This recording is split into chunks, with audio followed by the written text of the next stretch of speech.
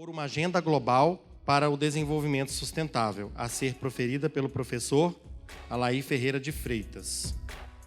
O professor Alair é doutor em administração pela Universidade Federal de Minas Gerais, tem mestrado em extensão rural e graduação em gestão de cooperativas, ambos pela Universidade Federal de Viçosa, é professor do Departamento de Economia Rural da UFV, sendo presidente da Comissão de Extensão, membro da coordenação do curso de bacharelado em cooperativismo e do programa de pós-graduação em extensão rural, é coordenador do Centro de Referência em Empreendedorismo e Cooperativismo, CREC, e do Núcleo de Pesquisa e Extensão em Cooperativismo, Agricultura Familiar e Políticas Públicas de Desenvolvimento Rural. Foi diretor de Relações Institucionais da UFV no período de 2017 a 2019. De 2015 a 2017, foi coordenador da Central de Empresas Juniores da UFV. Em 2015, foi agraciado com o Prêmio Nacional José Gomes da Silva de melhor tese na área de Sociologia Rural, coordena e desenvolve projetos com financiamento público e privado com ênfase nos seguintes temas: cooperativismo, empreendedorismo, agricultura familiar e autonomia econômica das mulheres, políticas públicas, mercados e sistemas agroalimentares, desenvolvimento sustentável e possui mais de 50 artigos publicados. Com a palavra, o professor Alair. Sou professor lá na Universidade Federal de Viçosa. Para mim é um prazer estar aqui. Já queria destacar a importância do CONINF. Eu olhei toda a programação, fiquei muito feliz de ver a organização das temáticas, todos os eventos associados, a missão que o CONINF se propõe dentro do Instituto Federal. Então, já parabenizo a Josane, o João Felipe, que fez esse convite, em nome de toda a coordenação, de toda a direção. Tenho certeza que é um evento fantástico, que dá muito trabalho. Eu participo da organização de vários eventos, sei o trabalho que dá, mas é uma satisfação muito grande ver o Instituto Federal se organizando e construindo em torno de um evento importante como esse, uma temática ainda assim tão relevante e estratégica no cenário mundial, que é os Objetivos do Desenvolvimento Sustentável, uma agenda global para o desenvolvimento. Então, a gente está falando de um pacto global em torno do desenvolvimento mundial, com o conceito do desenvolvimento sustentável. E isso é fundamental para delinear estratégias para que o mundo ande rumo a uma definição comum do que nós queremos ver como futuro. E isso faz parte hoje de toda a construção do que é, de fato, uma agenda pública e privada de desenvolvimento sustentável. Lá na Universidade Federal de Viçosa, a gente tem desenvolvido vários projetos em parceria com o governo federal, em parceria com instituições privadas. Nós temos muitos projetos hoje que são financiados por agências de fomento e por empresas privadas, e hoje eu posso dizer que em torno de 70% a 80% dos recursos que nós temos hoje em projetos são rubricados em torno de algum dos objetivos do desenvolvimento sustentável da ONU, que é o que a gente vai tratar um pouco. A construção dessa agenda não só mostrou para o mundo e para os países onde é que nós queremos chegar, mas tem hoje direcionado estrategicamente todos os investimentos públicos e muitos dos investimentos privados. Hoje os ministérios têm nos seus editais de fomento, e eu tenho 3 projetos aprovados em editais diferentes, que nós precisávamos definir qual é o objetivo da ONU que a gente quer atender.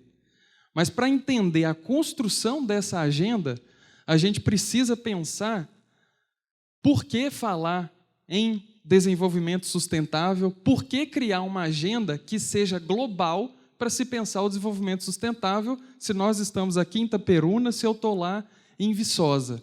Como é que a gente influencia numa agenda que é global?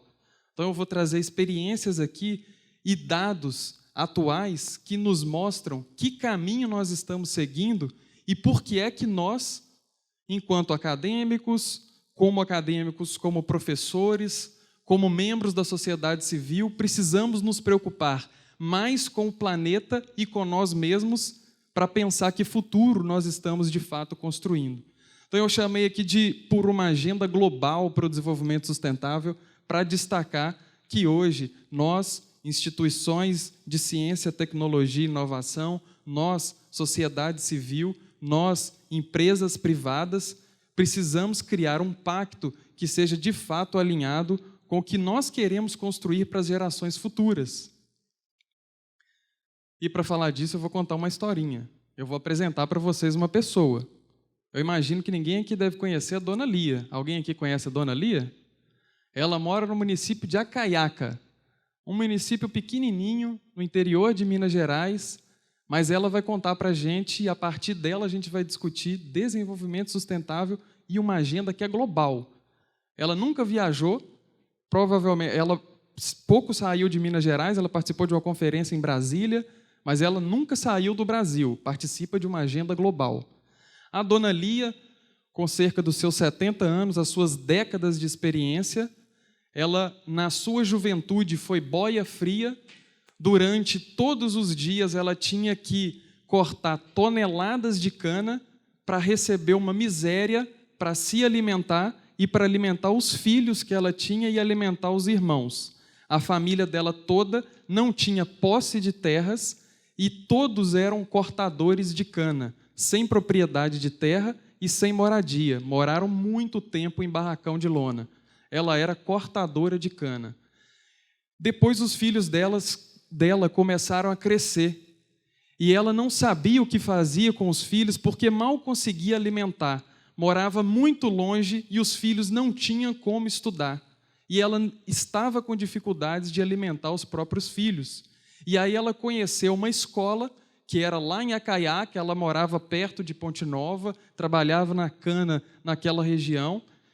E essa escola a gente chama de Escola Família Agrícola, que trabalha em pedagogia da alternância, ou seja, nós temos períodos de alternância educativa. Os estudantes ficam 15 dias na escola, 15 dias na comunidade com a família. Desses 15 dias na escola, eles têm conteúdos, eles elaboram projetos, os 15 dias que eles permanecem na família, eles executam projetos, fazem pesquisa. Então, não é férias, eles estão em atividade.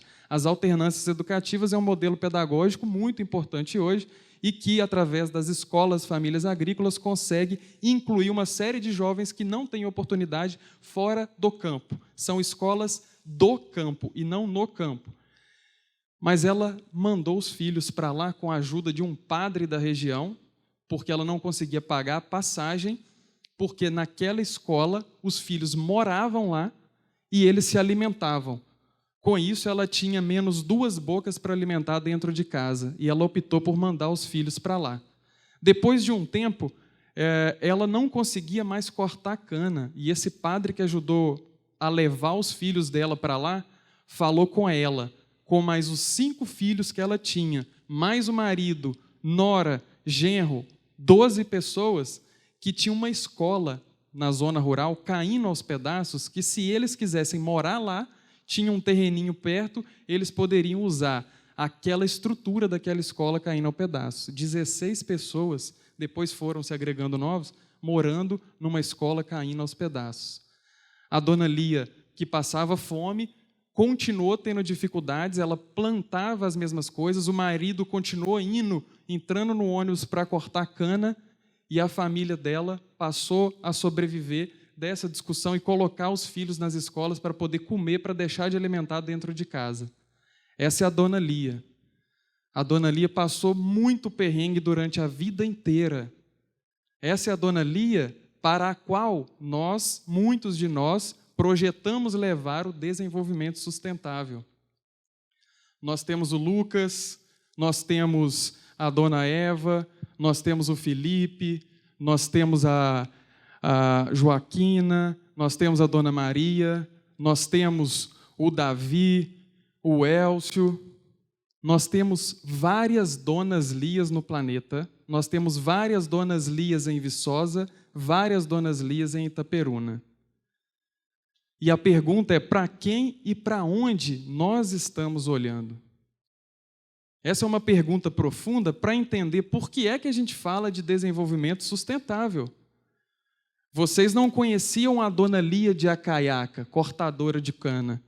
Poderiam ter conhecido várias donas Lias.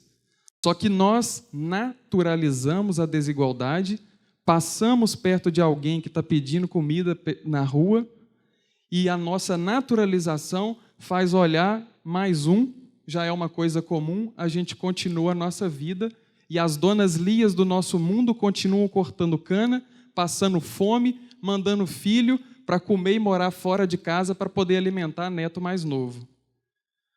Para onde e para quem nós estamos olhando? A pergunta do desenvolvimento sustentável é: para quem é o desenvolvimento sustentável? E aí, uma grande questão que eu trago para a gente começar a refletir mais profundamente: por que pensar uma agenda global de desenvolvimento para além da existência das donas Lias no planeta, que não são poucas, é que o planeta mais do que nunca pede socorro. Nunca antes na nossa história o planeta pediu tanto socorro como ele pede agora. A fome e a miséria estão aumentando. Isso precisa assustar a todos que estão aqui. Hoje, na contemporaneidade, numa sociedade modernizada, a gente conviver com índices que demonstram que a fome e a miséria estão aumentando. Por que é que, ao invés de nós acabarmos com as histórias cruéis das donas Lias do planeta, nós estamos produzindo mais donas Lias? Não é possível que ainda hoje a gente conviva com índices como esses. 820 milhões de pessoas no planeta passaram fome em 2018. São todos dados atuais. 820 milhões de pessoas passaram fome. E passar fome não é deixar de tomar o café da manhã. Não é deixar só de jantar. Terceiro ano consecutivo que nós, no planeta, temos aumento da fome. Terceiro ano consecutivo que a gente aumenta o índice de fome no mundo. São dados da FAO, que a gente tinha um brasileiro como coordenador, e os dados da FAO são muito claros para mostrar que, ao longo de toda a trajetória nossa, hoje nós temos o maior índice de pessoas passando fome no planeta, e a gente precisa pensar como a gente reduz o terceiro ano consecutivo de aumento da fome. Nós temos aqui índices de 2019 sobre a extrema pobreza no Brasil, que também aumentou.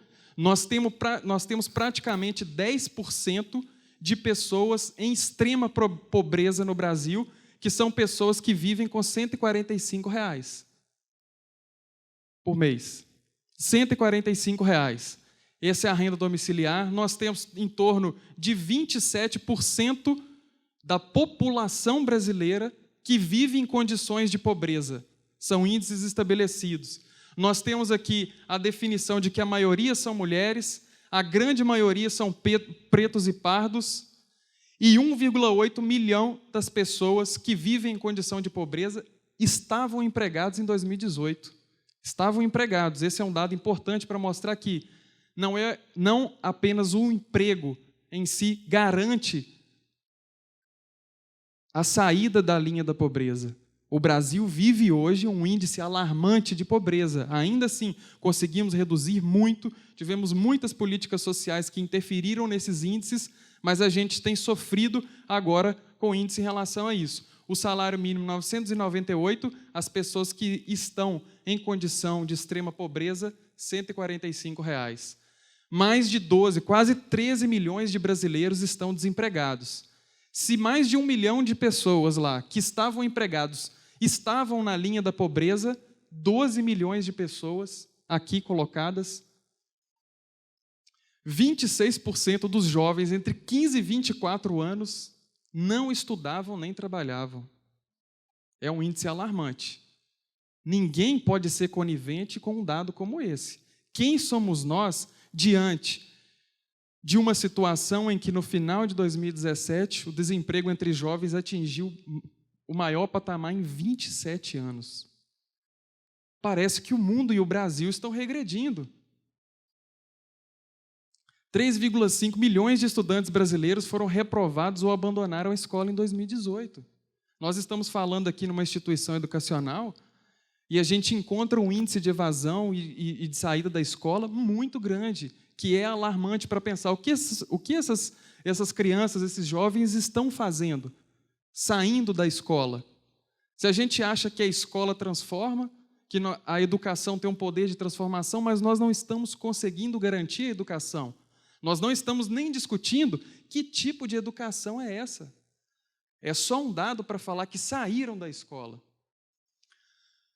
Percentual de professores aqui para falar de professores da educação básica, que a gente critica, a gente sabe da crise da educação básica, e aqui, em 2018, 37% dos professores de educação básica tinham pós-graduação e 36% tiveram curso de formação continuada. A meta para 2024, estipulada dentro do Objetivo do Desenvolvimento Sustentável, aqui, para ter 100% em 2024, nós não estamos tão longe de 2024 para conseguir quase triplicar o índice de apoio para a formação dos professores. Que valorização é essa que os professores têm? Essa é uma outra discussão. Como é que a gente garante uma educação de qualidade? Como é que a gente garante metodologias inovadoras? Como é que a gente garante professores que engajem e criem processos pedagógicos que estimulem os estudantes a permanecerem nas escolas, para além da condição estrutural que as crianças e os adolescentes vivem, se os professores não são valorizados? 49 milhões de crianças menores de 5 anos estavam subnutridas no planeta. Esses dados são do ano passado, o dado de hoje, desse ano de 2019, foi publicado pelo relatório da ONU, e ao mesmo tempo em que nós temos 7,3% da população de crianças que são subnutridas, nós temos 40 milhões de crianças obesas. Se isso não é uma realidade contraditória, em que nós temos uma parcela gigante de crianças que passam fome, que são subnutridas, e ao mesmo tempo um contingente enorme de crianças que possuem sobrepeso. Numa epidemia, como a gente mostra aqui, de adultos obesos que chega a 13%, 672 milhões de adultos obesos.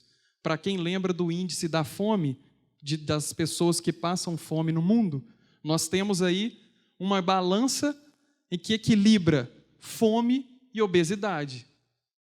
São dados que mostram como o mundo está, todos os dias, nos chamando pelo nome para mostrar que estamos em perigo.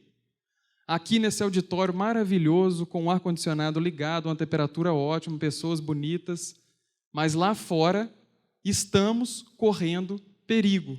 Diz que ontem caiu uma chuva enorme aqui, né? Já é um sinal das mudanças climáticas. E a FAO estima que as perdas globais de alimentos chegam a 1,3 bilhão de toneladas por ano. Se nós temos tanta gente passando fome no mundo, como é que a gente perde mais de 1 bilhão de toneladas de alimento no planeta? A contradição que a gente vive é muito maior do que a cidade que a gente habita. A renda da população mais pobre está em declínio desde 2015. E no Brasil é ainda mais alarmante porque desde 2015, quando a renda dos mais pobres diminui, a renda dos mais ricos aumenta. A desigualdade no Brasil, que já é um dos índices maiores do planeta, alcança agora ainda índices maiores do que a gente tinha visto e repercute na condição de fome, de miséria, de produção social, de trajetórias depreciadas como a da Dona Lia. Nós estamos produzindo isso. A intenção é mostrar que, além da existência de um cenário muito complicado, isso é socialmente produzido. E eu vou mostrar uma análise a partir daqui. Isso não é natural. Não é como a chuva que caiu ontem, que caiu aqui, como a água que se produz como a árvore. Nós produzimos a fome. Somos nós que produzimos, com a maneira como a gente se veste, com a maneira como a gente consome, com que tipo de produto a gente consome. E são eventos como o CONINF, que articula uma série de outros eventos de valorização da população negra, de valorização dos produtos orgânicos, que tenta trazer à tona uma consciência social diferenciada para que a gente se posicione diferente no mundo também. Mas, além de nós, a natureza corre risco exatamente porque nós existimos. No Brasil, de 2001 a 2018, nós perdemos 10% da área florestal. São muitos e muitos hectares, milhões de hectares perdidos no Brasil. Não é só a fome. Nós temos aqui a emissão de gases do efeito estufa que diretamente influencia no aquecimento global e nas mudanças climáticas. Um índice que mostra uma elevação no Brasil e que mostra, inclusive, que o maior percentual, 44%, dos efeitos foram produzidos por mudança de uso da terra, que está relacionado ao desmatamento, principalmente na Amazônia, para a criação extensiva de gado, de pecuária e para a expansão da fronteira agrícola do agronegócio. Então, nós temos o aumento da produção de gases, a emissão de gases do efeito estufa, e a sua maior parcela está relacionada ao desmatamento. E, ao mesmo tempo, a gente tem visto a flexibilização dessas leis. Não vou cair no mérito legal e regulativo do que deve ser melhor, mas na constatação direta e quantitativa de que a emissão de gases do efeito estufa aumentou em função da produção de desertos nas áreas florestais. As emissões no Brasil cresceram em torno de 1,6 ao ano, que é um percentual muito alto. E se este mundo mais quente se concretizar, esta previsão não é minha, a previsão é da ONU, do SEGEC, impactos climáticos catastróficos se tornarão realidade. Elevação do nível dos mares, eventos climáticos extremos e danos. Nós já temos sofrido com a mudança de temperatura, com chuvas muito fortes, como foi a daqui, tem acontecido com muito maior frequência. Temos mudado a temperatura ao longo das estações, temporalizando elas mais. Então, o efeito estufa, as mudanças climáticas hoje são uma grande realidade. Outros elementos, como a própria Dona Lia, mulheres e negros ainda são marginalizados. Numa sociedade que a gente pretende-se como seres humanos iguais, que compartilham e habitam o mesmo território, nós ainda culturalmente e historicamente produzimos a diferenciação, a marginalização. 60% das pessoas com fome crônica no planeta são mulheres e meninas. Então, nós também precisamos distinguir gênero e raça na produção social dessas misérias que o mundo está nos mostrando.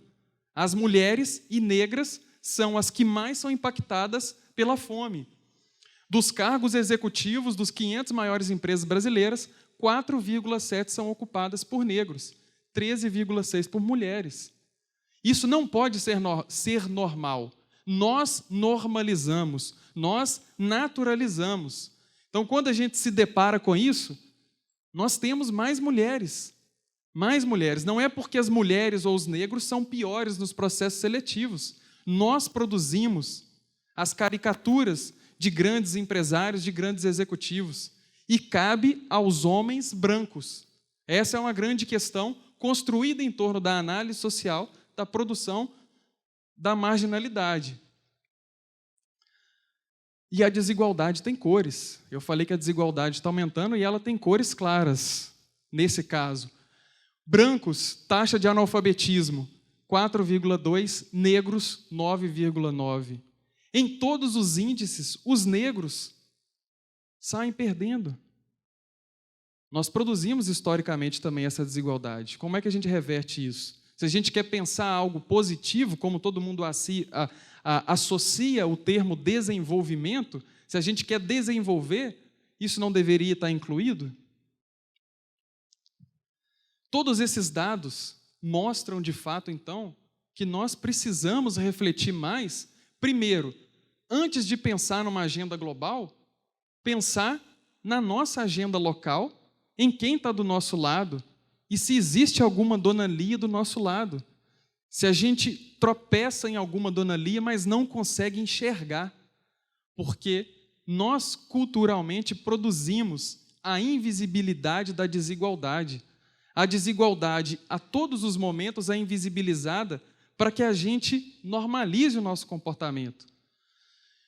E a ciência tem um papel fundamental para isso. A ciência tem um papel fundamental para revelar as desigualdades, ela tem um papel fundamental nessa interpretação das desigualdades, das possibilidades de superação, ela tem um papel fundamental para desenvolver tecnologias, conhecimentos que se apliquem à mudança dessa realidade. Mas uma pergunta que a gente também precisa fazer, assim como para o desenvolvimento, é: para quem e para onde a ciência está olhando? E que ciência é essa?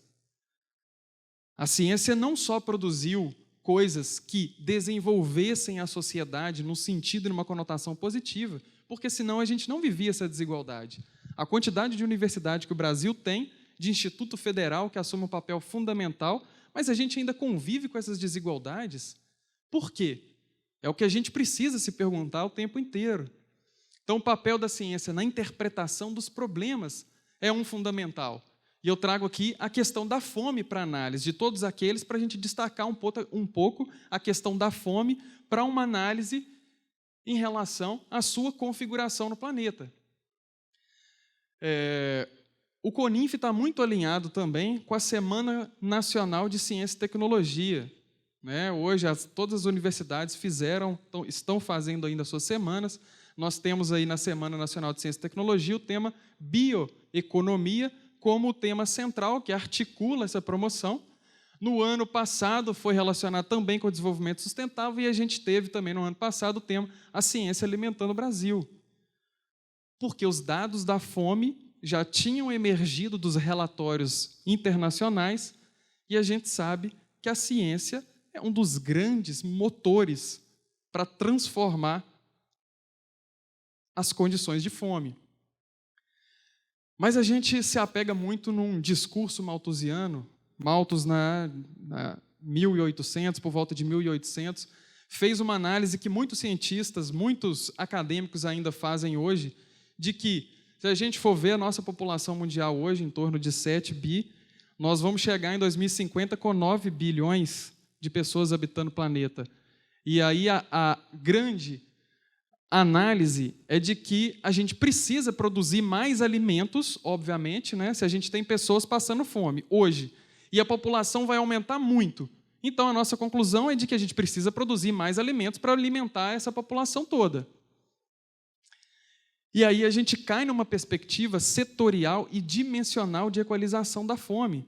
E a gente faz uma análise científica para equalizar a questão da fome, de que fome é falta de alimentos. Logo, acabar com a fome depende de produzir mais alimentos. Então, se nós temos pessoas passando fome, nós vamos aumentar a população, consequentemente, aumenta as pessoas que passam fome, vamos produzir mais alimentos. Essa é uma conclusão básica que se define. Se a ciência indica na sua análise de que nós precisamos produzir mais alimentos para conseguir alimentar o mundo em 2050, as nossas políticas públicas, os nossos investimentos vão ser em expansão da fronteira agrícola, ou seja, ampliar os espaços onde se produz mais alimentos e ampliação das tecnologias de produção e de processamento, porque a gente quer ganhar em produtividade. Não basta aumentar a área, temos que ganhar em produtividade. Então, nós vamos produzir tecnologia para produzir mais alimentos. A ciência transforma e opera dessa forma. E nós, como ciência, temos uma grande capacidade de influenciar os governos. Eu já trabalhei no governo do Estado, já trabalhei no governo federal. Então, eu sei como a ciência tem um papel fundamental. Se vocês me fundamentam como gestor público uma análise de que nós precisamos produzir mais alimentos para alimentar os brasileiros, ok, como produzir? Vamos expandir as áreas de produção agrícola e colocar mais tecnologias. Essa é uma análise setorial que é feita. Mas eu vou problematizar trazendo a geopolítica da fome no mundo, para a gente ver que a resposta para os problemas, como o problema da fome e das desigualdades, é muito mais profundo do que, às vezes, nós refletimos e do que, às vezes, nós nos perguntamos. A geopolítica tem a ver com a maneira como se configura o que a gente chama de sistema agroalimentar. Porque a gente não come só o que se produz dentro do campo, a gente come produtos que são processados. Muitos dos produtos que nós comemos hoje eles são processados e comercializados por grandes multinacionais. Muitos deles são baseados em produtos que a gente chama de commodity, em milho, por exemplo. Hambúrguer tem milho. A todo tempo. Então, na geopolítica da fome, só para mostrar um dado para vocês, para trazer uma reflexão da complexidade do que a gente vive hoje. Esse é o mapa mundi, tá? Esse mapa aqui é a quantidade de produção de alimento por países. Então, a gente tem um índice que está calculado aqui, que eu trouxe aqui para mostrar. Quanto mais azul, mais o país produz alimentos. Então, a gente está vendo aqui uma grande desigualdade. O Brasil está bem azulzinho, né? Produz bastante. A África está bem branca, produz pouco. Aqui a gente tem países que produzem mais ou menos. Mas no mapa de baixo, para vocês fazerem uma análise comparativa, nós temos a disponibilidade de alimentos por pessoas. Só para vocês verem que as cores mudam. Estão vendo? Olha o Brasil. O Brasil está muito mais azul aqui do que aqui. Isso quer dizer que a gente produz muito alimento, mas nós temos pouca disponibilidade de alimento para a população. Isso quer dizer que dentro dessa geopolítica da fome, não quer dizer que a gente produza muito, que nós temos muito alimento disponível para a gente comer. Porque muito do que a gente produz aqui é commodity que vai para os Estados Unidos, que vai para a Europa. Olha aqui a Europa para vocês verem como todos os países praticamente estão em azul forte, na disponibilidade alimentar, mas na produção, olha como eles estão. Então, nós temos uma distribuição desigual de alimentos no planeta. No planeta. Além da distribuição desigual, nós temos a perda de alimentos. Então, nós não podemos falar que o Brasil, só de aumentar a produção e a produtividade de alimentos, vai conseguir acabar com a fome. Não depende só de produzir alimento. Então, a análise que a ciência precisa produzir é uma análise que supera também alguns dados estatísticos para a gente conseguir entender a construção social dos nossos problemas do planeta. Então, a geopolítica da fome tem mostrado que cada vez mais nós concentramos a alimentação. E é exatamente onde aqui, na parte norte do globo, onde a gente tem maior disponibilidade de alimentos, nós temos maiores índices de epidemia de sobrepeso, obesidade. Olha a África. As desigualdades regionais hoje são fatores que levam, de fato, o mundo a se tornar um mundo muito pior. A África é a região, e a África subsaariana, que é essa parte que está mais branca, é onde nós temos 20% da população passando fome. 20% da população passando fome. Enquanto nós temos aqui em torno de 80% da população com sobrepeso.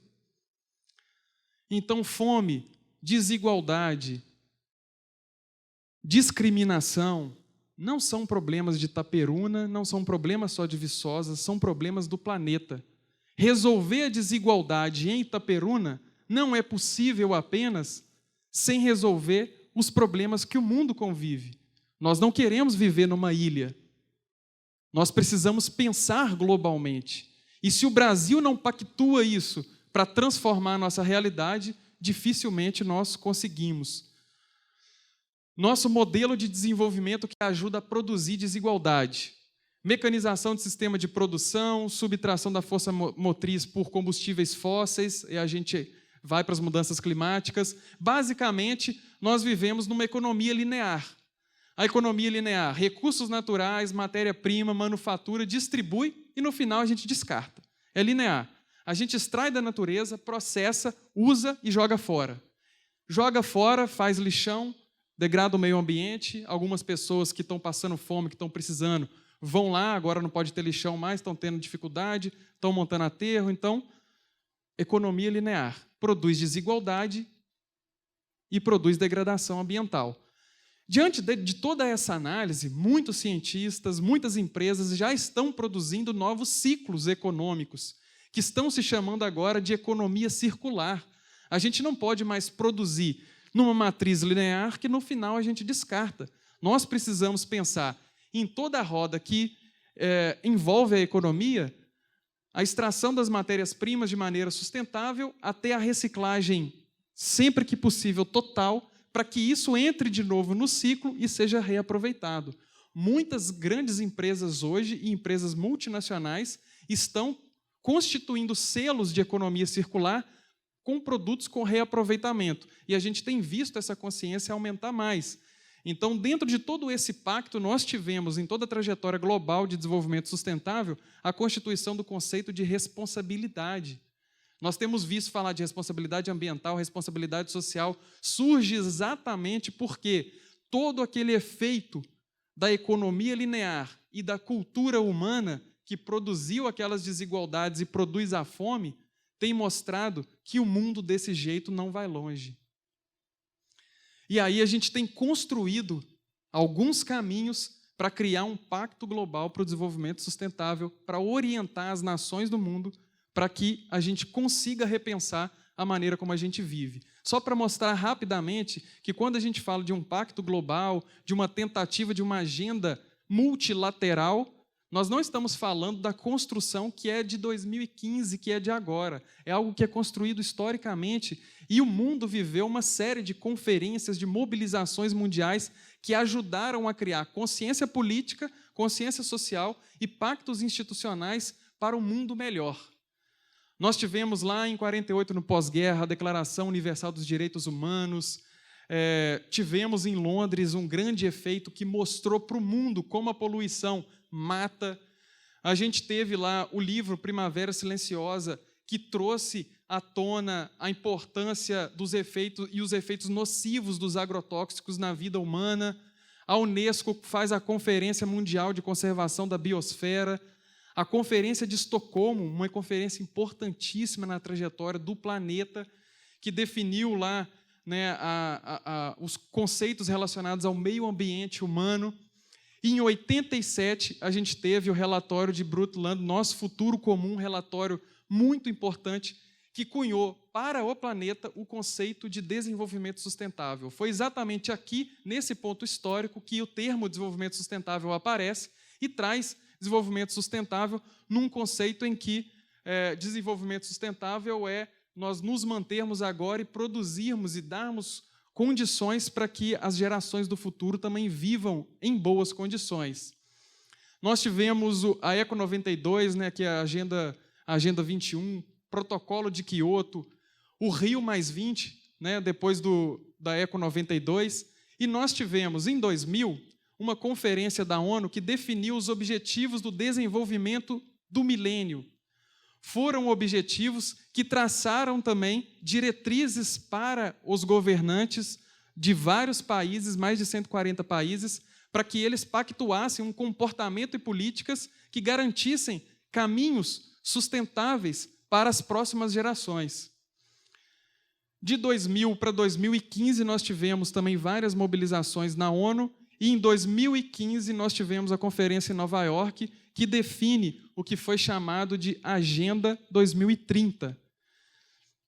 A Agenda 2030, chamada de a agenda que definiu os objetivos do desenvolvimento sustentável, foi uma conferência muito importante, que definiu lá 17 objetivos, 169 metas, para que mais de 140 países pactuassem o seu compromisso em converter aqueles dados que a gente viu.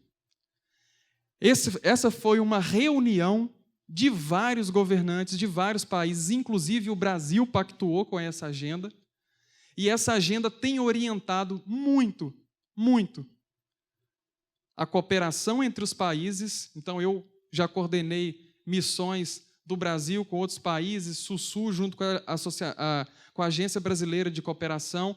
Todas as missões hoje que são organizadas pela Agência Brasileira de Cooperação Internacional do Ministério das Relações Exteriores são orientadas pela Agenda 2030, porque o governo do Brasil precisa mostrar se está cumprindo com as metas que foram estabelecidas no Pacto Global de 2015 para 2030. Essas metas são monitoradas pelo governo. Nós temos nacionalmente também uma articulação nacional da sociedade civil para os Objetivos do Desenvolvimento Sustentável, que lançou essa semana, inclusive, o relatório Luz, para quem quiser ter acesso. O relatório Luz traz uma série de dados que mostram, inclusive alguns dados foram alguns que eu mostrei, que mostram que nós não estamos conseguindo cumprir com as metas. Mas os objetivos estão estabelecidos. Lá em 2000, nos ODMs, que é os Objetivos do Desenvolvimento do Milênio, 193 países estiveram lá, definiram 8 objetivos, e a missão principal da Conferência Global foi eliminar a fome e a extrema pobreza no planeta até 2015. Até 2015. Nós conseguimos eliminar a fome no planeta? Nem em Viçosa. E em 2015 se pactuou novamente para 2030 acabar com a fome. A pergunta é, se chegar em 2030 também não tiver acabado e a gente ter visto aumentar a fome, e aí, vamos pactuar de novo? Alguma coisa está errada. Mas, enfim, criamos orientações institucionais para os países, e esse foi um deles. Depois, essa é a agenda que foi pactuada, eu trouxe uma síntese rápida para a gente ver aqui os 17 objetivos que foram definidos pelos países. Primeiro, erradicação da pobreza, fundamental. Fome zero e agricultura sustentável. Então, esses objetivos, eles foram definidos por lideranças públicas, governamentais, agentes e ativistas da sociedade civil, pesquisadores do mundo inteiro, reuniram uma série de dados e uma série de proposições, criaram e categorizaram os 17 objetivos, pensando nesse pacto global que seria feito. Então, saúde e bem-estar, pensando na inclusão das pessoas, a extensão das redes públicas de saúde, educação de qualidade, igualdade de gênero. Muitos desses objetivos estão relacionados com aqueles problemas que eu apresentei para vocês. Água potável e saneamento, energia limpa e acessível, pensando na nossa matriz energética hoje, que consome muito recurso renovável, trabalho decente e crescimento econômico, indústria, inovação e infraestrutura, redução das desigualdades, cidades e comunidades sustentáveis, mudar a maneira como a gente vive nas cidades e como a gente vive a cidade. Consumo e produção responsável, isso é para a gente, consumo responsável. Então, nós fizemos um trabalho numa comunidade quilombola, lá em Viçosa. Nesse dia, a gente fez, numa manhã, um trabalho com a comunidade quilombola, reuniu as crianças e todas da comunidade, devia ter umas 20 crianças, e todo mundo ia coletar os lixos que estavam dispostos lá na comunidade. Quilombola, mora na zona rural. Juntamos os lixos todos e fomos ver os lixos que estavam dispersos na comunidade. 90% do lixo é produzido a partir de alimento. Alimento ultraprocessado, que a gente abre o pacotinho e come, porque a nossa cultura cotidiana nos produziu o imediatismo, nos retirou a alimentação, a conexão com o alimento, e hoje a gente não questiona mais o que a gente alimenta. Na nossa região, o trigo ser a base alimentar com pão, é uma coisa muito esquisita que a gente deveria pensar, se a gente não produz trigo por aqui. Mas o trigo é um alimento muito consumido, então tem aí consumo e produção responsáveis, os alimentos orgânicos entram dentro dessa proposta, ação contra a mudança global do clima, tudo aquilo que a gente já falou, então desmatamento entra aqui dentro, vida na água. Em 2050, quando a projeção populacional vai para 9 bi, nós vamos ter mais plástico no oceano do que peixe. Vida terrestre, que também está em grande risco, paz, justiça e instituições eficazes. A gente não consegue superar a desigualdade se não tivermos regimes democráticos. Isso é claro. E parcerias e meios de implementação, que é o último objetivo e que é ressaltado como um objetivo importante, porque ele vai destacar a necessidade de que a gente se alie na construção desse pacto global. Eu trouxe aqui só para mostrar para vocês como isso está discriminado. A educação de qualidade, que é o objetivo 4, está definido como assegurar a educação inclusiva e equitativa e de qualidade, promover oportunidades de aprendizagem ao longo da vida para todas e para todos. E tem os objetivos que estão definidos. Garantir a todas as meninas e meninos que completem o ensino primário e secundário livre. Nós vimos os números de milhões de jovens e crianças no Brasil que não conseguiram completar. Garantir a todos acesso a um desenvolvimento de qualidade na primeira infância, na educação pré-escolar. Assegurar a igualdade de acesso para homens e mulheres na educação técnica, profissional e superior. O número de homens é muito maior do que o de mulher hoje. E assim vai com uma série de objetivos que vão falar não só que a educação é importante, mas que a educação de qualidade, a educação inclusiva, a igualdade faz parte do direito à educação. A educação de qualidade é um conceito objetivo, uma diretriz que se define por uma série de outros processos que a gente precisa começar a olhar. E a partir disso daqui foram definidos indicadores ou métricas para a gente medir se os países estão seguindo a agenda do desenvolvimento sustentável. Para quem quiser, pode entrar Agenda 2030, que tem um site específico produzido para o Brasil, que lá tem o monitoramento dessa agenda para o Brasil. E um outro objetivo, que é o objetivo 5, igualdade de gênero, alcançar a igualdade de gênero e empoderar todas as mulheres e meninas. Da mesma forma, nós temos aqui uma série de objetivos dentro dela que foi definido, de metas, acabar com as formas de discriminação contra todas as mulheres e meninas, eliminar formas de violência, assegurar acesso universal à saúde sexual, participação efetiva das mulheres, igualdade de oportunidade. Nessa eleição de agora do Executivo, 12 executivos estaduais, de mais de 20 governadores, nós só tivemos, no Brasil, uma governadora eleita. Uma governadora eleita. Isso não é natural, isso é sintoma da sociedade. Uma governadora eleita. Mas para constituir essa agenda, foram definidos também a importância de se pensar os 5 P's. Pessoas, erradicar pobreza e fome de todas as maneiras, as pessoas estão no topo da definição dos objetivos do desenvolvimento sustentável. Não existe essa agenda sem pensar nas pessoas. Prosperidade, garantir vida próspera e harmonia da natureza. Então, esse P é fundamental também para a gente pensar o nosso futuro. Promover sociedades pacíficas, justas e inclusivas. Hoje, um dos grandes motivos de ampliação da fome no mundo é a guerra. É a guerra. Então, a paz é fundamental. A paz é fundamental. Não existe paz se existir fome. Da mesma forma. Parcerias e implementar a agenda por meio de uma parceria global sólida, isso também é importantíssimo, as relações institucionais. Então, nós já estamos conversando, por exemplo, com o João Felipe para definir uma parceria no nosso programa de empreendedorismo, nas nossas relações com o Ministério da Cidadania, dentro do Objetivo 5. Então, isso é importante. O Instituto Federal estabelecer suas parcerias também com outros institutos, com outros campos, com a UFV, para a gente construir uma agenda intersetorial e interinstitucional que a gente potencialize os nossos resultados. Nós temos muitos projetos em comum, nós temos muitos relacionamentos que podem ser aproveitados. E a agenda não se constitui na individualidade de um instituto federal, de um campus, de uma universidade, de um país. Por isso que quando a gente vai discutir a Amazônia, nós estamos discutindo só território brasileiro, nós estamos discutindo o mundo, nós estamos discutindo mudança climática. E o planeta, proteger os recursos naturais e o clima para que a gente possa continuar coabitando esse território.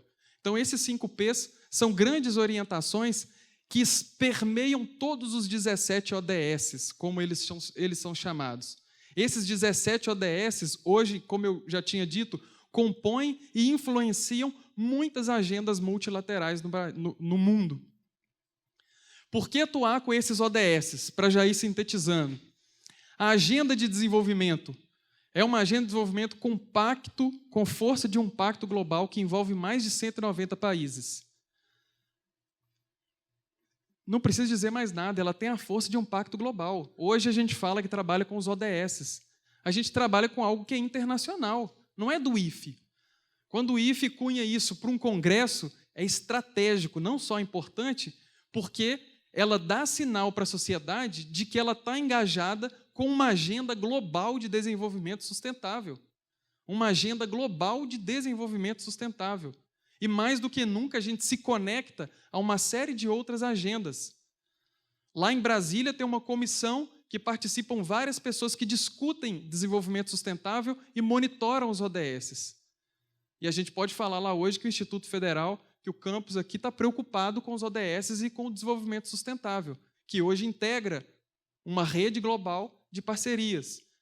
Integração de ações de desenvolvimento entre setor público, produtivo e a sociedade civil, o que é importantíssimo. Muitas empresas hoje, como eu já tinha mencionado, também carregam o selo de ODS. Tem produtos que a gente consome hoje que tem o selinho 5º ODS. Depois eu vou mostrar alguns exemplos para vocês. Facilidade de comunicação com a população, é muito fácil falar de ODS, de 17 objetivos, daqueles objetivos como foram colocados, e as metas e indicadores são fáceis de acompanhar. Então, isso é fundamental. Papel das instituições de ciência e tecnologia, a gente já problematizou algumas delas aqui, mas o papel é institucionalizar a importância desse objetivo, e aí eu ouvi falar que vai ter, inclusive, eleição para o campus aí, e para o Instituto Federal. A gente quer saber também, fora do Instituto, se quem está aí agora, quem vai assumir, está preocupado em constituir uma agenda positiva para o desenvolvimento sustentável para esse campus. E como é que o campus está pensando também aos seus relacionamentos e projetos a partir de agora. Então, as instituições têm um papel fundamental para interpretar os problemas sociais, culturais, econômicos, ambientais, para propor soluções e para difundir culturas e conceitos relacionados ao desenvolvimento sustentável, porque a gente quer mudar o planeta. Um exemplo do Grameen Bank, um livro Banqueiro dos Pobres, não sei se alguém já ouviu falar do Yunus. O Yunus, esse camarada aqui, lá da Índia, ele é professor de economia, ganhou Prêmio Nobel da Paz com um projeto de extensão. Prêmio Nobel da Paz. Um projeto de extensão que ele começou a perceber que na Índia, que é um país hiperpopuloso, as mulheres e as meninas das comunidades periféricas não tinham acesso a recurso financeiro e eram marginalizadas economicamente. Ele começou a fazer um experimento. Pegou dinheiro do bolso dele e começou a emprestar para as mulheres. E começou a dar toque nelas. Olha, vocês querem fazer isso? Então vamos investir nisso, investe nisso. E distribuiu o dinheiro para um grupo de mulheres. Ele percebeu que em alguns meses as mulheres devolveram tudo, 0 de inadimplência. E investiram na sua própria vida. Ele aumentou o capital. Começou a fazer isso e depois o Grameen Bank hoje é um exemplo mundial. Ele ganhou o Prêmio Nobel com isso, de milhões e milhões de mulheres das comunidades carentes da Índia passaram a acessar empréstimos formais através do Grameen Bank, que é o banco que ele criou, que hoje tem filiais, inclusive, no Brasil. Hoje, ele roda o mundo como empreendedor social, investindo na transformação de comunidades carentes e de populações marginalizadas. Ganhou o Prêmio Nobel da Paz com um projeto vinculado a uma universidade, pensando no problema que a sociedade vivia. E eu entrei no site do IFE também para ver o que o Instituto está fazendo, de curiosidade. Eu vi que tem um prêmio lá que está concorrendo na área de educação. Saiu essa notícia. E criar um projeto como esse, que pensa a educação, que pensa o reforço escolar, que pensa a aprendizagem indutiva por meio de processos de gamificação, que hoje são estratégias pedagógicas que motivam o engajamento dos jovens no processo de ensino-aprendizagem, sem dúvida, criar estratégias para os ODS. Uma ação que é pequena, que a gente não pensou ser vinculada a uma agenda global, mas que a gente está dando um passo para constituir um elo com uma agenda global de desenvolvimento sustentável. Parabéns para o Instituto Federal, fiquei sabendo que amanhã sai o resultado. Mesmo que o IFE não ganhe esse prêmio, o Instituto já ganhou muito com essa iniciativa, não tenho dúvida disso. O que a gente precisa é fortalecer iniciativas como essas, entender que essa iniciativa não é isolada, e ela já se mostrou dessa forma, mas amplificar o nosso grito para uma educação de qualidade focada nas metas do objetivo 4, educação de qualidade. Eu vi lá também uma chamada pública da agricultura familiar. O Instituto Federal está comprando para alimentação escolar produtos que vêm da agricultura familiar. Inclusive, não está fazendo mais do que obrigação, porque tem uma lei para isso. Mas muitos institutos federais não fazem isso. E eu vi na programação do CONIF, que tem lá trabalho com agricultura orgânica, tem projetos com agricultura familiar. E a estratégia institucional de comprar da agricultura familiar, de valorizar o segmento da agricultura familiar, que hoje produz 80% do que a gente come no Brasil, é uma estratégia fundamental que passa a ser um projeto institucional estratégico que, no mínimo, atende 3 objetivos do desenvolvimento sustentável. E o que a gente precisa fazer é pegar isso, que é uma obrigação legal de comprar da agricultura familiar, e transformar essa obrigação legal numa missão institucional do IFE de apoiar 3 ODSs. Erradicação da pobreza, porque muitos agricultores familiares ainda estão na linha da pobreza. Fome zero e agricultura sustentável, porque a gente valoriza agricultores que não usam agrotóxico. Passamos a consumir produtos que vêm da agricultura familiar e não produtos que são industrializados, nós alimentamos melhor, então nós estamos atendendo os objetivos do desenvolvimento sustentável. Eu hoje, na pós-graduação, tenho orientado muito em torno dessa política pública, que é a Política Nacional de Alimentação Escolar.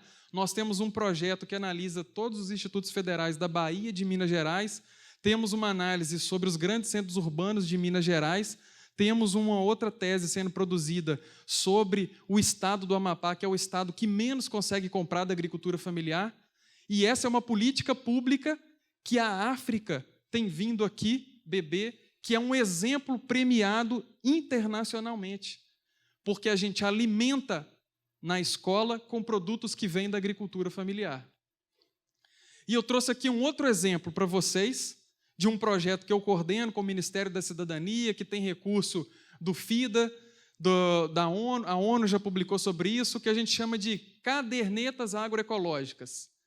Olha que coisinha simples, caderneta agroecológica. Nada mais é que um instrumento que a gente tem aqui, consumiu, deu, que é de dar mesmo, trocou e vendeu. Essas colunas. Cadernetas agroecológicas é um instrumento poderosíssimo de transformação e autonomia econômica de mulheres da agricultura familiar. Quando a gente vai analisar a economia da agricultura familiar, a gente, na maioria das vezes, olha para a produção que é vendida. E a produção que é vendida, em geral, ela é associada ao trabalho do homem. Então, nós produzimos socialmente a invisibilidade das mulheres na economia familiar. É como se as mulheres não trabalhassem, não produzissem renda, porque a gente criou a figura de um provedor dentro da família. E as mulheres são marginalizadas, não só do ponto de vista da economia, mas da estrutura familiar. Isso começou a ser percebido por uma ONG lá de Viçosa, em parceria com os projetos com a UFV, e foi produzido essa tecnologia, e as mulheres passaram a anotar, monitoradas por uma técnica, elas passam a anotar tudo aqui, o que foi que consumiu na família, que ela produziu, o que foi que ela deu para alguém, porque muitas das mulheres também trocam com outras mulheres na comunidade, com outras famílias, o que ela trocou, o que ela vendeu. No final, vocês não sabem o que isso produziu. Isso produziu mulheres que chegavam em casa, jogavam a caderneta para o alto e falavam: eu produzi mais do que você nessa casa. Porque elas passaram a ver que se elas anotassem, se elas contabilizassem o que elas produziram no quintal, porque o quintal geralmente é o espaço produtivo associado à mulher. Fora isso, tem a esfera doméstica, porque ela tem que lavar a roupa do marido, ela tem que cuidar dos filhos, e ela começa a contabilizar a hora de trabalho, o que ela leva para dentro de casa para comer, o que ela troca na comunidade, o que ela vende. A renda média das mulheres no Brasil, e a gente fez isso em todas as regiões do país, com mais de 300 mulheres, a renda média das mulheres R$ 900, quase um salário mínimo. Só que isso é para alimentação, não é monetarizado. O que nós fizemos é monitorar o que elas fazem, converter e monetarizar isso e mostrar para elas que elas, sim, são muito importantes na família. E, além disso, a gente tem, claro, uma série de oficinas que trabalham a condição de gênero, de desigualdade, de produção e consumo consciente. As mulheres se empoderaram. As mulheres se reconhecem economicamente importante. Isso transforma vidas. Isso é importante. E não sei se vocês lembram da Dona Lia. A Dona Lia é uma das mulheres que anota nessas cadernetas. A Dona Lia passou a participar de uma série de projetos da Universidade Federal de Viçosa. A Dona Lia passou a anotar, e aqui a caderneta dela, ela passou a mostrar para todo mundo que na horta dela, que todo mundo achava que ela não fazia nada, ela produz muito e produz com qualidade. Além disso, a Dona Lia anota aqui o que ela vende também, e ela passou a vender para aquele programa da merenda escolar que o IFE lançou um edital. Ela começou a ganhar dinheiro. Além disso, ela coloca comida dentro de casa.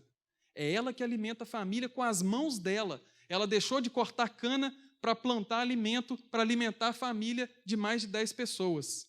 Ela passou a doar alimento para as escolas onde ela levava os filhos para estudar, porque não dava conta de alimentar. A Dona Lia aqui é minha parceira, e aqui ela está dando aula para 12 doutorandos da Universidade Federal de Viçosa junto comigo. Ela hoje, então, nunca teve um título, mas agora está dando aula do que é ser mulher no campo, do que é produzir, do que é desenvolvimento sustentável e do que ela precisa para se desenvolver, entre aspas. A Dona Lia está aqui mostrando o que é, de fato, ser um ser humano que ajuda a transformar as vidas e dando aula para gente que faz doutorado. Minha parceira de aula. O Léo já deu palestra lá em Viçosa. A Dona Lia agora está se lançando candidata a vereadora em Acaiaca. A mulher virou o bicho. A Dona Lia hoje, ela influencia uma série de mulheres e ela hoje é uma liderança comunitária que conseguiu mudar a sua vida. Não foi porque o IFE de Itaperuna, na UFV, chegou lá. É porque ela lutou também, mas porque a gente criou, junto com outras instituições e com prefeitura e com a ajuda de vários parceiros, condições para que a Dona Lia tivesse um teto, tivesse condição de produzir e de alimentar as pessoas. O que ela queria é ter condição de trabalhar e de cuidar da vida dela. Só isso que ela está pedindo. E é isso que as Donas Lias estão pedindo no mundo. É isso que elas estão pedindo. O papel da universidade. Aqui lançou recentemente a UFV uma pesquisa para reduzir os danos do óleo encontrado no litoral do Nordeste, que já chega no litoral capixaba. A ciência produzindo. Através de micro-organismos, fizeram uma emulsão que pode dissolver o óleo. Uma produção, uma tecnologia sustentável que tem ajudado agora num desastre ambiental. E a universidade produziu. Eu trouxe porque saiu agora. Mas várias universidades têm produzido soluções muito importantes e inovadoras. E essas soluções alinhadas com aqueles objetivos que a gente tem construído. O Enactus é uma rede global que a gente coordena no campus da UFV, de extensão, está em 37 países, 120 instituições no Brasil, e o Enactus hoje se orienta pelos objetivos do desenvolvimento sustentável. É uma rede global que tem investimento privado para envolver estudantes das universidades, dos institutos, para fazerem projetos de transformação de vidas. Associado a isso, é um projeto que a gente tem, que é o Educar para a Vida, que a gente vai em todas as escolas falar que educação é muito mais que a sala de aula, que professor é muito mais do que conteudista e que a gente precisa levar a periferia para dentro das universidades, a gente precisa enxergar a sociedade. Esse é um evento que a gente faz todo ano. O ano passado foi com Clóvis de Barros, esse ano a gente levou o MVBio, lotou o maior auditório da universidade, com preto, pobre e favelado, como eles falam. Nunca tinham pisado dentro de uma universidade. Alguém que nunca pisou dentro de uma universidade consegue se enxergar lá dentro? Não. A educação superior hoje ainda cria barreiras. Nós criamos essas barreiras. Eu só entrei na universidade e a minha casa faz divisa no quintal. Eu entrei porque eu escolhi o curso mais baixo que tinha na universidade. E eu tenho um irmão gêmeo, esqueci de contar no início. Ele não pôde vir. Está lá no Paraná falando também de desenvolvimento sustentável e de empreendedorismo. Nós entramos juntos na universidade. E a gente não acreditava, porque de fato não era o nosso lugar dentro da universidade. A nossa casa, a gente mora numa vila e tem um bairro rico que só morava professor de universidade. A gente já pensava assim, quem nasce lá já nasce dentro dessa universidade, não tem lógica. É só nascer lá. Então a gente devia frequentar lá mais para ver se a gente consegue sair. Mas a gente, na família, praticamente ninguém tinha estudado na universidade, feito curso de graduação, meus avós, meus pais, meus irmãos. Lá naquele bairro, naquele condomínio, todo mundo já nascia praticamente falando inglês, morava fora do país, dançava balé, fazia alemão e não sei mais o que, coisa que a gente nem imaginava. A gente não consegue superar porque muitas das barreiras são simbólicas e muitas são estruturais. Eu não tinha acesso a uma educação de qualidade, muito menos à cultura, e achava que a universidade pública não é o meu lugar. E hoje eu estou aqui dando palestra para vocês, sendo professor universitário, vinculado à pós-graduação, participando de um monte de projeto. Isso para mim é muito gratificante, porque eu faço parte dessa realidade. Aqui dá alguns exemplos de que essa transformação e essa orientação dos ODS não é só de governo, não é só de universidade. As empresas estão sendo criadas com uma pegada sustentável, diferente. A Zebu aqui tem produzido flyers com folha de bambu. Lá em Viçosa, nós temos 2 empresas que a gente chama de spin-offs, que são empresas que saíram de dentro da universidade. Professores e estudantes produziram um conhecimento relevante, uma tecnologia relevante e sustentável, e tornaram elas empresas que são vinculadas à universidade e ganha royalties hoje. A Profitos, que tem composto bioativo do extrato do urucum, que é para pele, muito eficaz e está vendendo muito. E a Risoflora Biotecnologia, que é controle biológico de nematóide, que é muito importante, já foi vendida para uma empresa multinacional e hoje estão produzindo tecnologia sustentável para transformar a agricultura. A Motion Eco da China, só para trazer um exemplo, que não é só no Brasil que isso é produzido, obviamente, é uma empresa que transforma óleo de cozinha em biodiesel para setores de transporte e uma tecnologia que surgiu em parceria com instituição de ensino, pegar o óleo de cozinha descartável, tem uma tecnologia de processamento que torna ele um biodiesel para o transporte. Isso é muito importante. Bom, os ODS são uma plataforma fundamental, mas tem um terminho que eles veiculam, que o ODS é de todos nós. Então eu trouxe aqui para uma reflexão final, para a gente pensar em todos aqueles problemas, para a gente pensar em todos esses objetivos. E aí? A primeira questão de reflexão é: o futuro não é um lugar para onde estamos indo, mas um lugar que estamos criando. Ou seja, não dá para pensar, eu estou indo para o futuro. Não, nós estamos agora criando o futuro. O IFE trazendo isso para cá, uma discussão como essa para cá, um congresso diverso, interdisciplinar como esse, está criando um futuro. A questão é, que futuro vocês estão criando? Que futuro nós queremos criar para o Instituto Federal, para a minha família, para mim e para a dona Lia, que eu não conheço, mas eu sei que ela passa necessidade. Que futuro é esse que nós estamos construindo? Sair do lugar comum de pensar que quando chegar lá vai ser melhor, porque depende de nós agora. Tinha uma pedra no meio do caminho tinha uma pedra. Já dizia Drummond. Uma pedra pode ser vista de muitas maneiras, o distraído tropeçou, o bruto usou como projétil e lançou, o empreendedor construiu uma casa, o agricultor sentou nela, para meninos foi brinquedo, Drummond poetizou com a pedra, Davi matou Golias, Michelangelo fez uma estrutura. No meio do caminho tinha uma pedra no meio do caminho, mas a diferença em tudo nunca esteve na pedra, esteve nas pessoas. É como nós lidamos com os problemas, é que projetos nós construímos, é como nós nos posicionamos para criar o nosso futuro.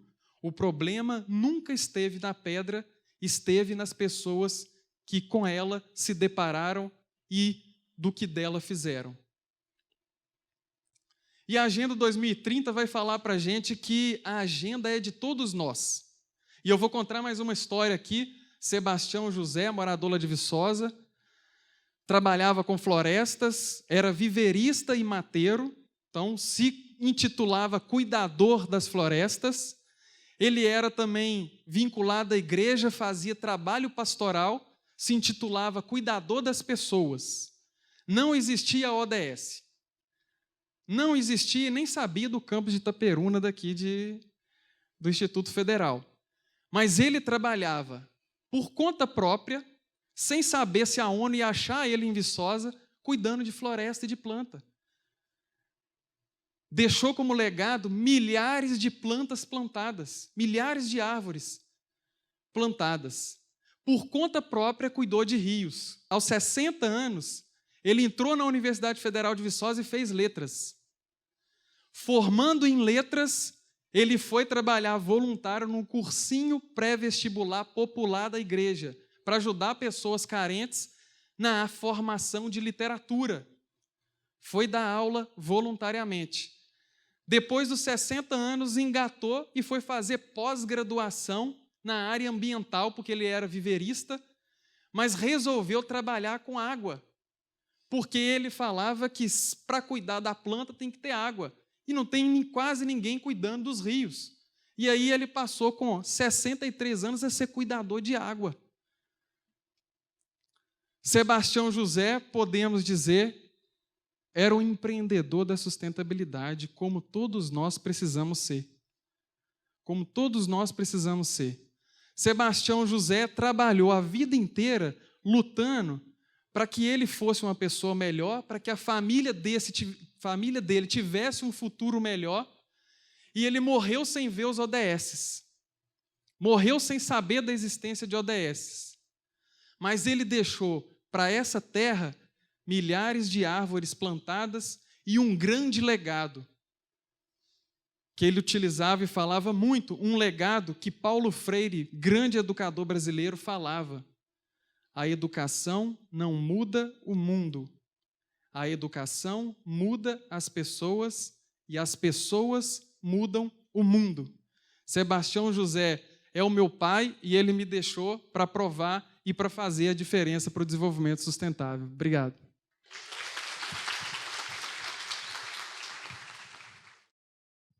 Falar de desenvolvimento sustentável, dá vontade de falar o tempo inteiro. Na universidade eu dou disciplina de Sociologia do Desenvolvimento.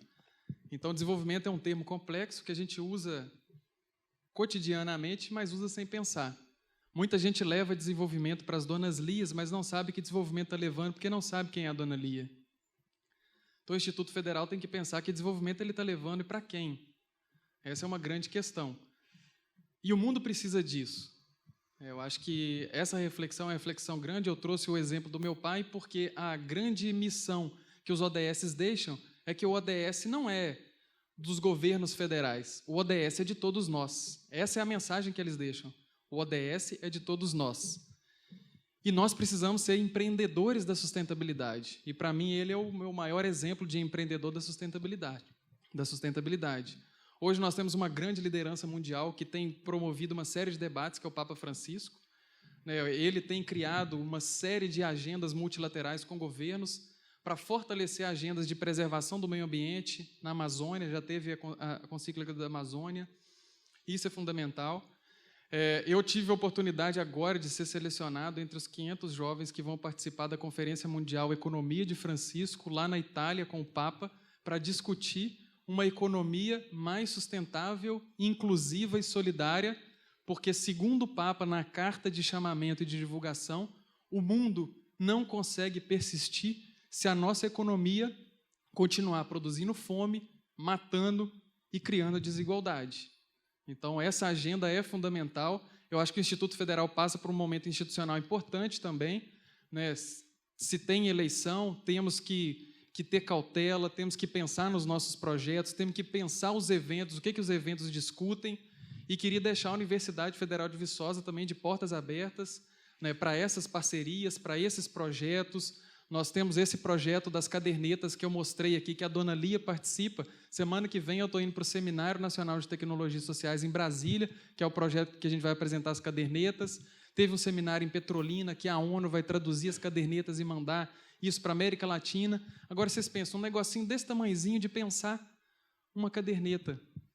E a gente precisa começar por aí, um passo de cada vez, mas a gente chega lá caminhando, tendo principalmente a orientação de para onde a gente deve caminhar, e os ODSs são exatamente essa orientação que tem sido comungada pelo planeta para a gente conseguir construir um futuro melhor. Tá meu e-mail também, se alguém quiser mandar pergunta, falar de projeto, quiser falar da vida, de vez em quando eu sou psicólogo também, estou um monte de orientando, pode mandar para lá, não tem problema nenhum. Tá, a gente está à disposição. Temos o nosso grupo de trabalho lá que desenvolve esses projetos, também tem parcerias. O dia que eu não puder fazer uma coisa, tem várias pessoas que vão fazer.